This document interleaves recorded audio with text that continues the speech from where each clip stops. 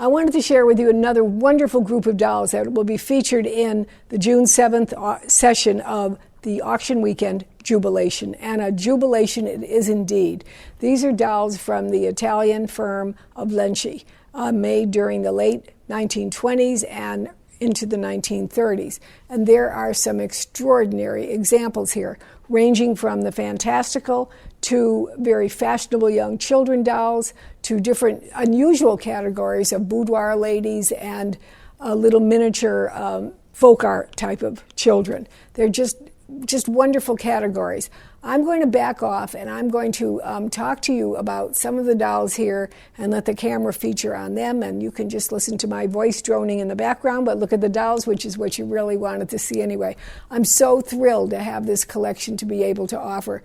This is the first really extensive group we've had since we sold the Elaine Romberg collection of Lenci's a few years back. She had many early examples. Most of the dolls here are from the late 20s, early 30s section, and they're just extraordinary. And to find them in this condition, it just doesn't happen, and we're all so lucky to have them here. So let me step off and talk to you about them while they're being shown. Standing in the back, tall and proud, is the Lenci Big Sam. And what I'm hoping that the camera will pick up on many of these pieces is the use of fabric, the use of felt in their design. Now remember that the dolls themselves are made of felt, and that was a laborious project that was done by the Lenci firm working with felt in the late teens, early 20s, trying to find a way to have it perfected so that it could be used in the construction of these designs. What I think a lot of people don't realize is that the firm was as involved in porcelain and other type of decorative arts as they were with dolls, which is consequently why they consider their dolls art. And all of their advertising and promotion, they always presented the idea that their dolls were forms of art. Their dolls were made always with felt, and they found techniques for pressing it to achieve the facial expression they wanted, and then allowing the painting to enhance that expression further. Big Sam was one of the earlier dolls, and the use of felt extended to the costume, of which he is an example, with a really wonderful applique work, then further enhanced by embroidery. He has, in addition, what Lenci very often did was the use of wood to add accessories and pieces, and so he would have hand-carved jewelry with gold painted accents and his saber with painted accents. Next to Big Sam is Lenci had a fascination with American Hollywood, early film stars. Now, folks, we're thinking back in the mid-1920s. This is a long time ago. Films were just beginning. Tom Mix. How many of you remember Tom Mix, early cowboy star? Well, this is that little guy with the wide-brimmed hat is her rendition of Tom Mix. And in fact, in her very first catalog, he was model number 178, Tom Mix, specifically named that.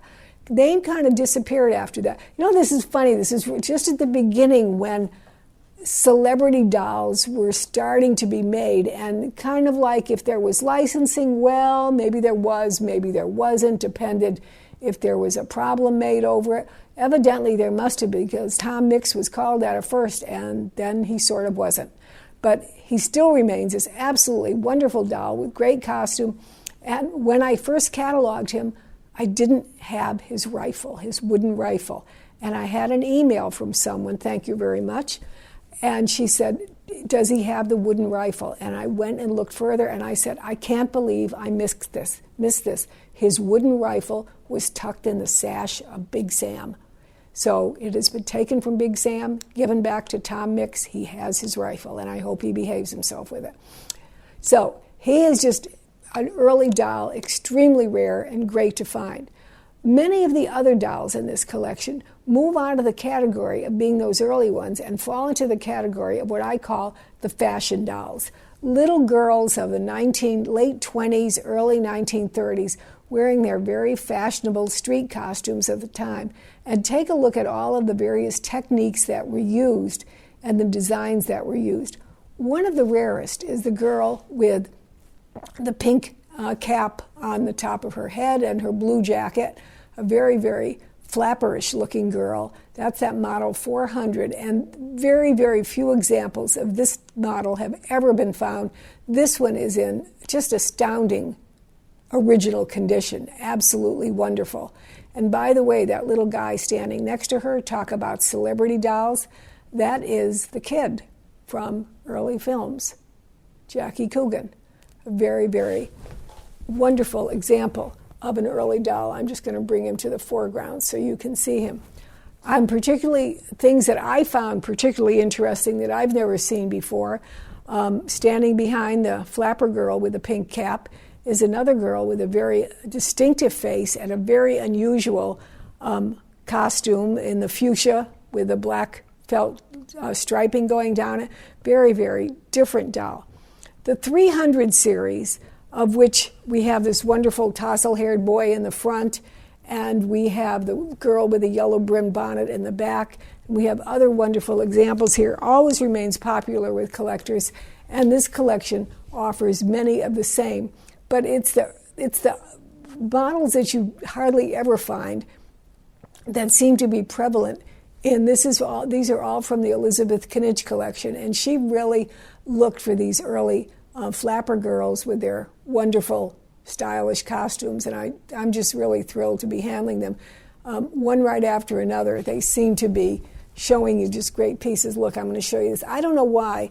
Maybe they're not as popular with collectors, but I love the little girls in the organdy dresses because I think they're very, very special, and to find them beautifully preserved is a wonderful opportunity.